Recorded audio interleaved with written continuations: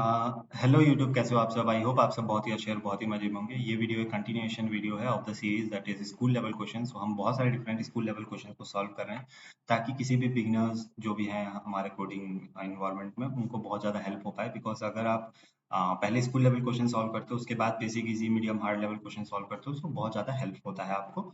And आपका basics और जो रीजनिंग कैपेबिलिटी है वो बहुत इंप्रूव होता है। ठीक है, so let's see the question. It is print alternate elements of an array. So आपको एक array गिवन होगा और उसका साइज भी गिवन होगा। ठीक है, यहाँ पे array भी गिवन है और साइज भी गिवन है। बस आपको ना प्रिंट करना है, इसीलिए इसका जो रिटर्न टाइप है वो void है। ठीक है, मैं C++ जावा दोनों में कोड करूंगा। ठीक है, आपको कुछ नहीं करना है, बस सिंपली ना यार अल्टरनेट एलिमेंट्स को प्रिंट करना है। अल्टरनेट एलिमेंट्स का क्या मतलब है? एक छोड़ के एक, 1 2 3 4 5 है तो पहले 1 को कर दिए, फिर 3 को कर दिए, फिर 5 को कर दिए, आगे कुछ होता है एक एक को छोड़ के करना है। ठीक है, इसकी time complexity order of n होगी, space complexity order of one होगी। अगर आप टाइम कॉम्प्लेक्सिटी और स्पेस कॉम्प्लेक्सिटी के बारे में नहीं जानते तो श्योरली आपको पढ़ना चाहिए। अबे पढ़ाई लिखाई में ध्यान लगाओ, आईएएस बनो। अभी के लिए मैं ये बता सकता हूँ कि टाइम कॉम्प्लेक्सिटी का मतलब ये होता है कि हम सारे एलिमेंट्स को एक एक बार विजिट करें। मतलब order of n time complexity का मतलब ये होता है कि हम सारे एलिमेंट्स को एक एक बार विजिट करें। जनरली हम फॉर लूप या वाइल लूप लगाते हैं तो हम सारे एलिमेंट्स को एक एक बार विजिट कर लेते हैं, बट ये सही तरीका नहीं है टाइम कॉम्प्लेक्सिटी और स्पेस कॉम्प्लेक्सिटी को पढ़ने का। इससे बहुत मतलब ये तो बहुत लेम एंड टर्म में हो गया, आपको इसमें बहुत डेप्थ में पढ़ना चाहिए। ठीक है, सो लेट्स सी कि हम इसको कैसे सॉल्व कर सकते हैं। ठीक है, सो सबसे पहले तो अप्रोच देखते हैं कि क्या हो सकता है। सो लेट्स सपोज हमारा n का वैल्यू 5 है या 6 है लेट्स सपोज, और हमारे पास एलिमेंट है 1 2 3 मे बी 12 18 0। ठीक है, अब बेसिकली हमें ये करना है कि हम अल्टरनेट कैसे प्रिंट करें। सो अल्टरनेट प्रिंट करने के लिए ये तो सिंपल सा तरीका है, एक आप यहाँ खड़े हो जाओ, पहले इसको प्रिंट कर दो, फिर दो एक और मतलब एक को छोड़ के छलांग मारो, फिर एक को छोड़ के छलांग मारो और जहां जहां पे आप पहुंचे उसको प्रिंट कर दो। बट इसको करना कैसे है ना, ये तो बहुत बेसिक तरीका हो गया। ठीक है, सो हम एक तरीका जानते हैं कि हम फॉर लूप से ना पूरे एरे में आइटरेट कर सकते हैं। तो फॉर लूप का सिंटेक्स क्या होता है? Int i is equal to 0, यहाँ पे फिर हम कंडीशंस लिखते हैं, है ना, फिर यहाँ पे इंक्रीमेंट डिक्रीमेंट करते हैं, है ना। यही तो है फॉर लूप का सिंटेक्स। अगर आप ऐसा सोच रहे हो तो बिल्कुल गलत है, क्योंकि लास्ट वीडियो में मैंने आपको करेक्ट किया था कि ऐसा नहीं होता भाई। फॉर लूप का सिंटेक्स होता है फॉर स्टेटमेंट 1 स्टेटमेंट 2 स्टेटमेंट 3। ठीक है, अगर बेसिकली हाँ, यहाँ पे कोई भी स्टेटमेंट आ सकता है, ऐसा नहीं कि सेकंड में कंडीशन ही आएगा, यहाँ पे इनिशियलाइजेशन ही आएगा, यहाँ पे हमें इंक्रीमेंट डिक्रीमेंट ही आएगा, ऐसा नहीं है। ठीक है, मोस्टली हमें ये बताया जाता है बट ऐसा नहीं है। हाँ, आप ट्राई करना बीच में कोई स्टेटमेंट्स लिख के भी देखना। ठीक है, सो वो फिर आपको समझ आएगा कि फॉर लूप क्या है, कैसे काम करता है फॉर लूप, ये सब। ठीक है, सो दैट्स इट।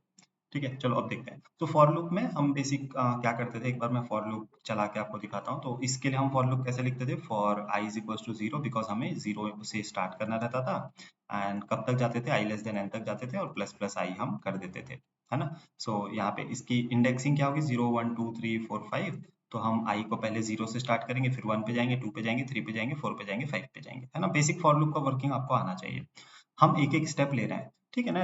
इस बार क्या करते हैं, एक स्टेप ना लेके दो स्टेप लेता हूँ मैं। ठीक है, अब आप बोलोगे दो स्टेप यहाँ तो लेने ही नहीं बनता, बनेगा ना भाई। यहाँ पे हम आई प्लस प्लस करे थे, मतलब आई एक एक बार बढ़ेगा, बट यहाँ पे मैं i is equal to i plus two भी कर सकता हूँ।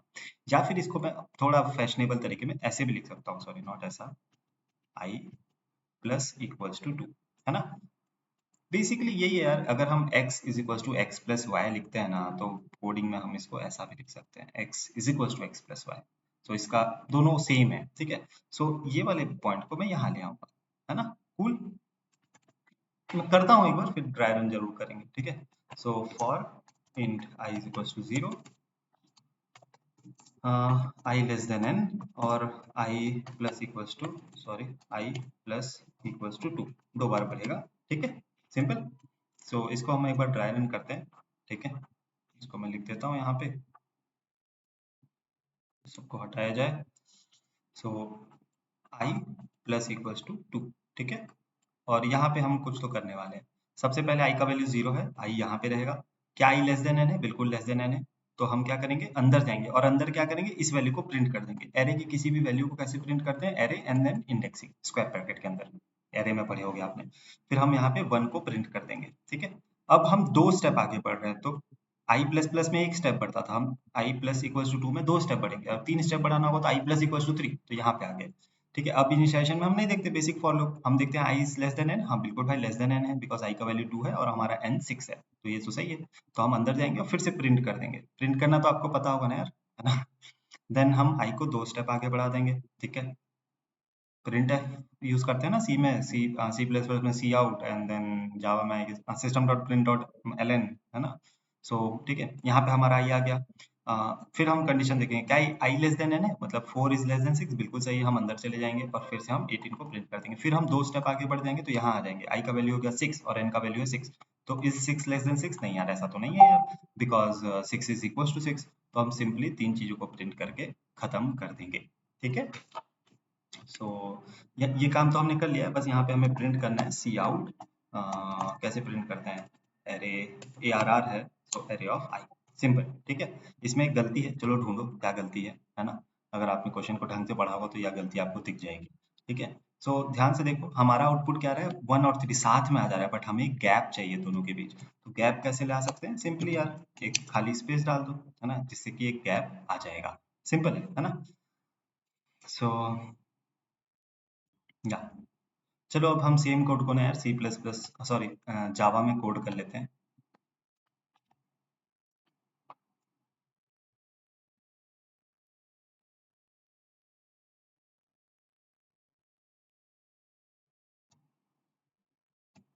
सो सेम कोड को हम इसमें भी प्रिंट कर यूज कर लेते हैं, और यहाँ पे हमें system dot out dot print L N use करना पड़ेगा।